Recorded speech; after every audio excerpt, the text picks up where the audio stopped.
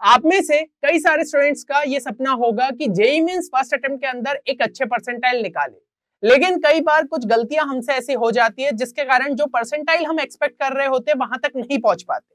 तो आज के वीडियो में भी मैं एक ऐसा रियल केस आपके लिए लेके आया हूं जहां पे स्टूडेंट ने जो है सिलेबस प्रॉपर तरीके से कंप्लीट कर लिया था, यानी कि उसने जो है थ्योरी भी अच्छे तरीके से कर ली थी और क्वेश्चन सॉल्विंग भी जो है प्रॉपर तरीके से करी थी।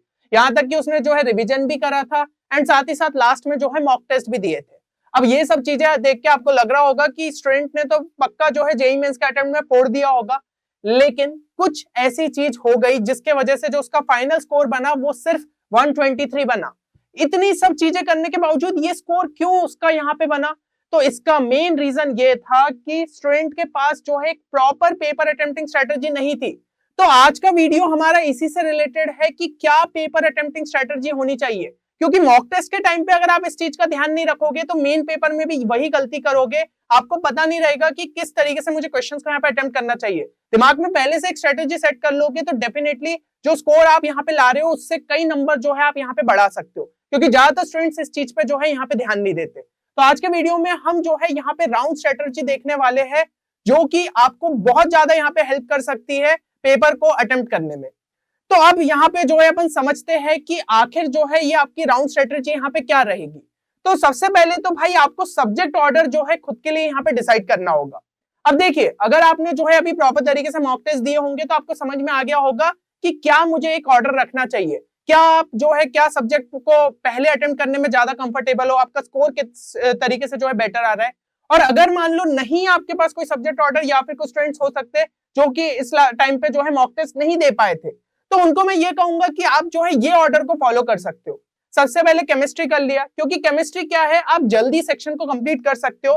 फिर जो आपका टाइम यहाँ पे बच रहा है उसमें आप फिजिक्स करिए। फिजिक्स आपके लिए थोड़ा सा यहाँ पे एक तो कॉन्फिडेंस बूस्टर साबित होगा, क्योंकि फिजिक्स अभी जो है लेवल भी कम आ रहा है। फिर उसके बाद लास्ट में मैथ्स में जो भी हमारे पास टाइम बचेगा उसमें हमने सिलेक्टेड क्वेश्चंस यहाँ पे चुने जो कि इजी भी है, मॉडरेट लेवल के, तो उनको अपन अटेम्प्ट करके तीनों सब्जेक्ट का मिला के एक अच्छे परसेंटाइल यहाँ पे निकाल सकते हैं। तो इस सब्जेक्ट ऑर्डर पे जो है आप स्टिक कर सकते हो अगर आपका कोई स्पेसिफिक ऑर्डर यहाँ पे नहीं है। अब इसके बाद जो है एक चीज स्टूडेंट्स के दिमाग में आती है कि हम जो है ना पहला सब्जेक्ट पूरा कर लेंगे, जैसे कि केमिस्ट्री आपने उठाया तो केमिस्ट्री का पूरा सेक्शन जो है पहले करेंगे, उसके बाद जो है फिजिक्स का पूरा करेंगे, उसके बाद मैथ्स का करेंगे। तो ये चीज सरासर गलत है। यही गलती तो जो है स्टूडेंट्स यहाँ पे कर देते हैं, जिसकी वजह से उनका स्कोर जो है पेपर में कम रह जाता है। तो आपको जो है ये चीज यहाँ पे नहीं करना है। आपको जो है ये चीज समझनी होगी कि जब आप पेपर कभी भी अटेम्प्ट कर रहे हो तो आप जो है ना यहाँ पे सेम एफिशिएंसी के साथ चीजें नहीं कर सकते हो। ज्यादातर स्टूडेंट्स ये सोचते हैं कि चलो भाई हम जब पेपर देने बैठेंगे ना तो पूरे 3 घंटे हमारी एफिशिएंसी एक जैसी जो है बनी रहेगी, पर वो एक आइडियल केस हो जाता है। तो अब प्रैक्टिकल सिचुएशन यहाँ पे लेते कि आखिर में स्टूडेंट के साथ होता क्या है। तो कोई भी एक अगर हम एवरेज जेईई एस्पिरेंट उठाए, जब वो पेपर सॉल्व कर रहा हो तो पहले घंटे में ये होता है कि उस स्टूडेंट की एफिशिएंसी जो है 85 टू 100% के आसपास रहती है, क्योंकि हमारा माइंड फ्रेश रहता है, हमें कोई ऐसा बहुत ज्यादा प्रेशर नहीं रहता है, क्योंकि हमने जो है पेपर अभी तक देखा ही नहीं है। तो आपकी एफिशिएंसी जो है 85 टू 100% के आसपास रहती है।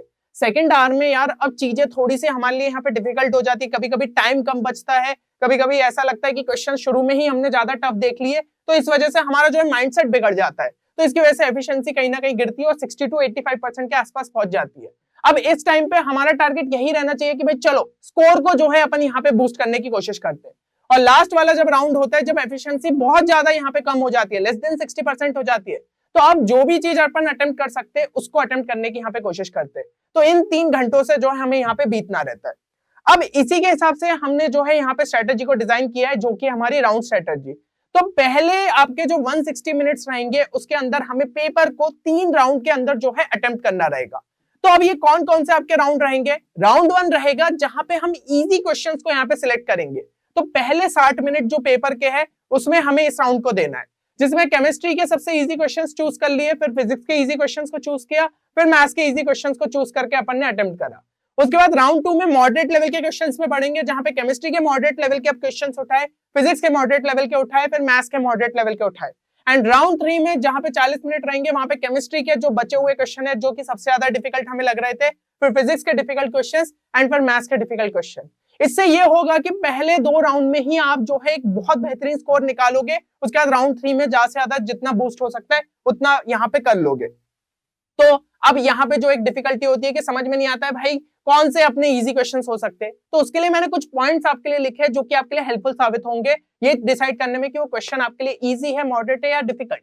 तो ऐसे क्वेश्चंस जहां पे एवरेज टाइम हमारा less than equal to 1 minute के आसपास हो, है ना। तो फिजिक्स में मोस्टली ऐसे चैप्टर्स हो जाते हैं थ्योरेटिकल चैप्टर जहां पे कैलकुलेशन की हमें ज्यादा रिक्वायरमेंट नहीं रहती। अभी के इसमें अगर अपन देखें मॉडर्न फिजिक्स हो गया, सेमीकंडक्टर हो गया, ईएम वेव्स हो गया, ये कुछ ऐसे चैप्टर्स है जहां पे बहुत ज्यादा कोई कैलकुलेशन करने की जरूरत नहीं रहती। यूनिट एंड डायमेंशंस के भी जो है अपने इस टाइप के टॉपिक्स हो जाते हैं, काइनेमेटिक्स के हो जाते हैं। तो ये सब ऐसे चैप्टर्स पे आप फोकस कर सकते हो। Formula based question, graphical question, क्योंकि ग्राफ क्वेश्चन में भी कुछ ज्यादा सॉल्व तो करना नहीं है, देखना है, इक्वेशन को समझना है और उसके हिसाब से ग्राफ को अपन मार्क कर सकते हैं। तो ऐसे टाइप के क्वेश्चंस, है ना। या फिर क्वेश्चंस जो कि आप ऑलरेडी पहले कभी कर चुके हो, कोई पीवाईक्यू के जैसा ही आ गया, आपको अप्रोच क्लियर है कि भाई 3 से 4 स्टेप लगनी है, उससे ज्यादा नहीं लगनी है, तो ऐसे क्वेश्चंस भी आप शुरू में जो है यहाँ पे पिक कर सकते हो। अब चलते हैं अपन केमिस्ट्री के लिए। केमिस्ट्री में आपको जो है ऐसे क्वेश्चंस जो कि आपको 1 मिनट से कम, यहाँ पे तो 1 मिनट से कम क्या, मैं तो कहूंगा कि आपको 30-40 सेकंड के अंदर ही ऐसे क्वेश्चन हो जाए। तो इसमें इनऑर्गेनिक केमिस्ट्री के आपके क्वेश्चंस आ सकते हैं, थ्योरेटिकल क्वेश्चंस आपके फिजिकल केमिस्ट्री के आ सकते हैं, और ऑर्गेनिक के लिए बात करें तो नेम रिएक्शन हो गई, nomenclature, isomerism, functional group test, biomolecules chapter, ये सारे हो गए, है ना। तो मोस्टली इनमें तो आपको जो है 30 सेकंड से भी कम टाइम में आराम से जो है इस टाइप के क्वेश्चंस आपके हो सकते हैं। इनऑर्गेनिक में फैक्चुअल क्वेश्चन रहते हैं अगर कुछ, तो वो आपको बस या तो आता है या नहीं आता है ना, बहुत ज्यादा कुछ सोचने की जरूरत नहीं है, तो उस टाइप के क्वेश्चंस आपके यहाँ पे जल्दी सॉल्व हो सकते हैं।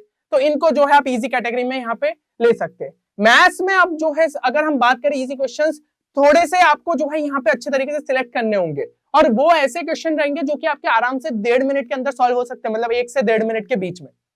तो इसके अंदर कुछ इजी चैप्टर्स आप चूज कर सकते हो, सेट्स एंड रिलेशन हो गया, स्टैटिस्टिक्स हो गया, फिर आपका लिमिट्स के जो मॉडरेट लेवल के क्वेश्चन हो जाते हैं जो कि आपको पता है या तो लॉस्पिटल रूल से हो सकता है या फिर सिंपल स्टैंडर्ड लिमिट आपको दी हुई है, क्वाड्रेटिक इक्वेशन के अगर मॉडरेट लेवल के क्वेश्चन है ना, सीक्वेंस सीरीज का अगर मॉडरेट लेवल के क्वेश्चन है, तो इस टाइप के क्वेश्चन जो है आप पहले चूज कर सकते हो। और डायरेक्ट अगर कुछ फार्मूला बेस्ड क्वेश्चन देखने को मिल गए, जैसे कि अपन को पता है shortest distance between two lines, है ना, 3D में बार बार रिपीट हो रहा है, अपने को पता है डायरेक्ट अप्रोच है, तो इस टाइप के डायरेक्ट क्वेश्चन अपन उठा सकते हैं। फिर questions which you have already solved before and know the approach, वही चीज हो गई, है ना। जैसे मैंने बताया शॉर्टेस्ट डिस्टेंस का क्वेश्चन आ गया, आपको पता है इतनी बार मैंने पीवाईक्यू उसको सॉल्व कर लिया, मुझे पता है क्या अप्रोच है, तो उस टाइप के क्वेश्चन आप पहले चूज कर सकते हो।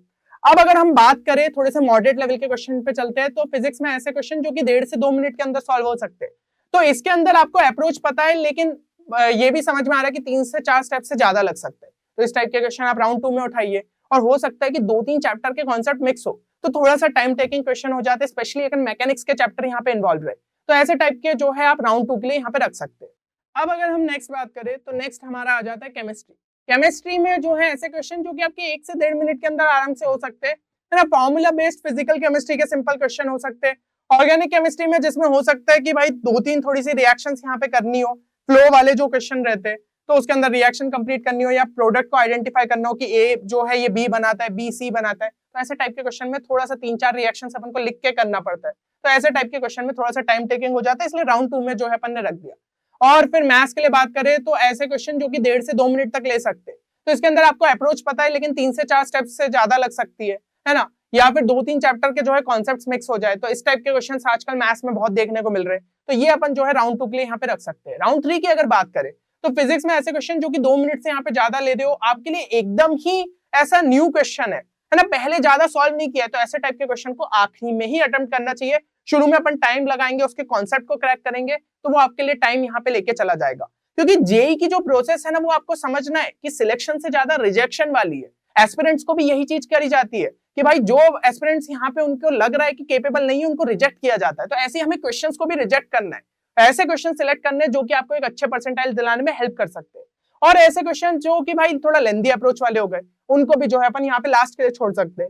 फिर केमिस्ट्री के लिए बात करें, तो केमिस्ट्री में ऐसे बहुत ही कम क्वेश्चन रहते हैं जिनके अंदर 1.5 से 2 मिनट तक लग जाए, है ना, क्योंकि ये थोड़े से टाइम टेकिंग हो जाते हैं। स्पेशली फिजिकल केमिस्ट्री में ऐसे देखने को मिलते हैं जो कि न्यूमेरिक टाइप में आपके ज्यादातर पूछे जाते हैं, तो ऐसे टाइप के क्वेश्चन को अपन थोड़ा सा आखिरी के लिए रख सकते हैं, है ना। और बहुत ही कम क्वेश्चन आपको जो है ऐसे केमिस्ट्री में देखने को मिलते हैं। अब मैथ्स के लिए बात कर लेते हैं, तो मैथ्स में भाई आपके जो है डिफिकल्ट क्वेश्चन जो कि 2 मिनट, 3 मिनट, 4 मिनट इतने ले लेते हैं आपके, तो इसके अंदर या तो एकदम ही नया क्वेश्चन हो गया, और 2-3-4 मिनट क्या, कभी कभी कुछ क्वेश्चन 10-15 मिनट तक ले लेते हैं। ऐसे लेंथी क्वेश्चन भी आपको मैथ्स में देखने को मिलेंगे जो कि एडवांस लेवल को टच कर रहे हैं, तो ये सभी ट्रैप क्वेश्चन रहते हैं, हमें इनसे बचना है।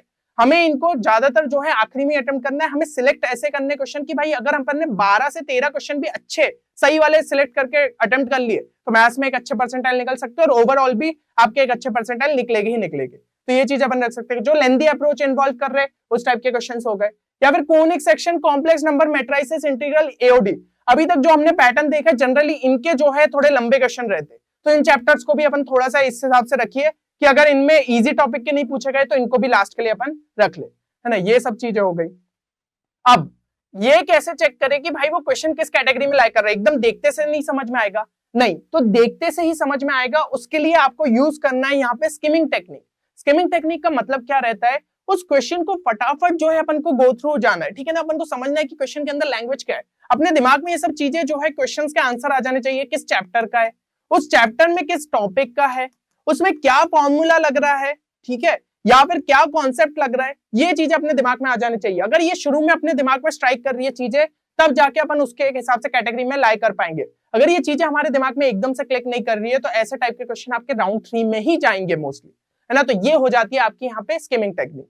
अब यहाँ पे स्किमिंग टेक्निक में जो है सबसे पहले तो भाई स्पीड रीडिंग, आपको फटाफट अभी से ही मॉक टेस्ट में ये ध्यान रखना है कि जल्दी जल्दी क्वेश्चंस को फटाफट मैं स्किम करूं, है ना। उसके अंदर क्या मुझे फॉर्मूला लगाना है, फॉर्मूले की क्या क्या वैल्यू क्वेश्चन में दी है, ये सब आपको जो है पहले क्लियर हो जाना चाहिए, ताकि फिर से क्वेश्चन हम जो है नहीं पढ़ रहे हो।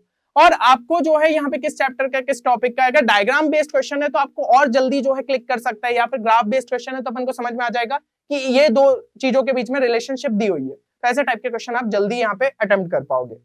और आखिरी के 20 मिनट अब क्या करना है, 160 मिनट की अपन ने बात कर ली, 3 राउंड के अंदर क्वेश्चंस को यहाँ पे अटेम्प्ट करना है। आखिरी के 20 मिनट में क्या करना है, आखिरी के 20 मिनट में सीधा अटैक करो उन सभी क्वेश्चंस पे जो हमारे रह गए, है ना। तो इन क्वेश्चंस के अंदर अपन को ये समझना है कि भाई आप जो भी क्वेश्चन यहाँ पे अटेम्प्ट कर सकते हो उनको जरूर से यहाँ पे करके आए। छोड़ने की कोशिश कम ही करिएगा, क्योंकि जितने क्वेश्चन अटेम्प्ट करोगे उतनी ज्यादा आपके यहाँ पे रैंक बढ़ सकती है। बट ध्यान ये भी रखना है कि भाई नेगेटिव मार्किंग भी हो सकती है। तो अगर अपन जो है तुक्का वुक्का ये सब चीजें नहीं लगाए, कुछ स्मार्ट टेक्निक लगा सकते हैं, जैसे सब्स्टिट्यूशन हो गया, ऑप्शन एलिमिनेशन हो गया, ग्राफिकल अप्रोच हो गया, या फिर किसी तरीके से अपन उसको समझ पा रहे कि हाँ पी बाई क्यू से रिलेटेड था, कॉन्सेप्ट अपन थोड़ा सा इस तरीके से अप्लाई कर सकते हैं। तो ऐसे टाइप से जो है आप इन क्वेश्चन को यहाँ पे अटेम्प्ट कर पाओगे। 20 मिनट में हो सकता है आपकी यहाँ पे रैंक अच्छे तरीके से बिल्ड हो जाए, क्योंकि पहले जो अपन ने 160 मिनट लगा दिए वहां से अपने परसेंटाइल लगभग जो है डिसाइड हो चुके हैं। अब उन परसेंटाइल से रैंक अपनी जो है और कितनी बेटर यहाँ पे हो सकती है वो ये आखिरी 20 मिनट आपके तय करेंगे। तो इसमें हमें पूरा ट्राई करना है कि मैक्सिमम क्वेश्चंस और अपन कितने तक पहुंच सकते हैं। चलिए, तो मेरे हिसाब से यहाँ पे चीजें आपको प्रॉपर तरीके से जो है क्लियर हो गई होगी। अब एक चीज जो है कमेंट सेक्शन में जरूर मेंशन करिएगा, क्या टारगेट स्कोर जो है आप लेते हुए चल रहे हो फर्स्ट अटेम्प्ट के अंदर, है ना, या फिर क्या परसेंटाइल जो है आप यहाँ पे एक्सपेक्ट करते हुए चल रहे हो। तो अब जो भी मॉक टेस्ट देने बैठोगे उसमें प्रॉपर तरीके से इन चीजों का ध्यान रखना। अभी अपने पास थोड़ा बहुत टाइम है जिसमें अपन 3-4 मॉक टेस्ट में ये चीज एक्सपेरिमेंट करके देख सकते हैं, तो उससे आपका स्कोर कहीं ना कहीं एक अच्छे लेवल पे जो है जरूर से बूस्ट होगा। बाकी इसी तरीके के हेल्पफुल वीडियोस के लिए चैनल को जरूर सब्सक्राइब करिएगा। मिलते हैं नेक्स्ट वीडियो में, तब तक के लिए take care and good bye.